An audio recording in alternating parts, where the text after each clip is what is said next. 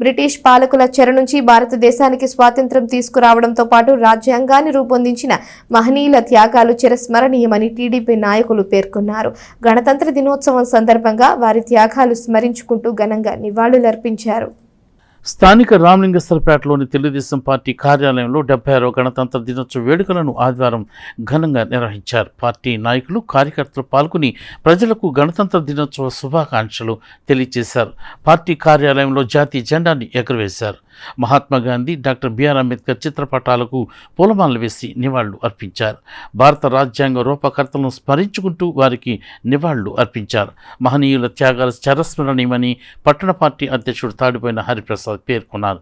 కార్యక్రమంలో పార్టీ నాయకులు మహమ్మద్ కుద్దూస్, కేసరం కోటేశ్వరరావు, అడుసుమల్లి వెంకటేశ్వరరావు, అన్నం పిన్నారావు, బోయపాటి అరుణ, దివి అనిత, పెండెల వెంకట్రావు, జొన్నాదుల మహేష్, వేమూరు శేషగిరిరావు, మద్ది మల్లికార్జునరావు, తాడిపోయిన శ్రీనివాసరావు, తవ్వ ప్రసాద్, కూరపాటి శ్రీలక్ష్మి, ఈదర పూర్ణచంద్, కుదరవల్లి శ్రీనివాసరావు, మల్లవరపు విజయ్ కుమార్, పండితపు దుర్గా ప్రసాద్, ఎన్టీఆర్ జగన్, కోగంటి వెంకటేశ్వరరావు, వెంకయ్య చౌదరి, అకిశెట్టి వెంకటేశ్వరరావు, జూటూరి సత్యనారాయణ, ఎన్ రమ్య, జొన్నకుట్టి సాయి మాధవి, కొండ రమాదేవి, కావేటి వేణు, పోతరాజు, రవి, కొడాలి సుబ్రహ్మణ్యం, సత్యకుమార్, పోపూరి రామ్మోహన్ రావు, పినపాటి రవీంద్ర, శివకేశవ్, నరసింహ తదితరులు పాల్గొన్నారు.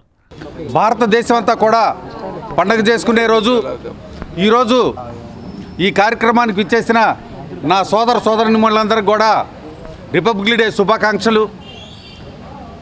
గతంలో 1947 ఆగస్టు 15 స్వతంత్రం వచ్చినా కూడా తర్వాత 2 సంవత్సరాల 11 నెలల 18 రోజులకి మనం భారత రాజ్యాంగాన్ని రచించుకున్నాం.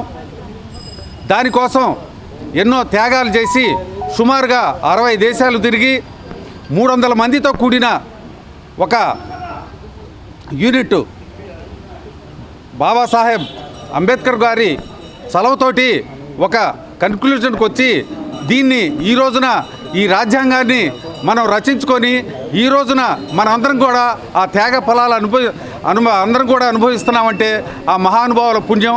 వారి అడుగుజాడల్లో మనం అంతా కూడా నడిచిన నాడే నిజమైన నివాళులు అర్పించబడిన వాళ్ళు అవుతామని తెలియజేస్తూ నిజమైన రిపబ్లిక్ డే శుభాకాంక్షలు చెప్పుకున్నాం.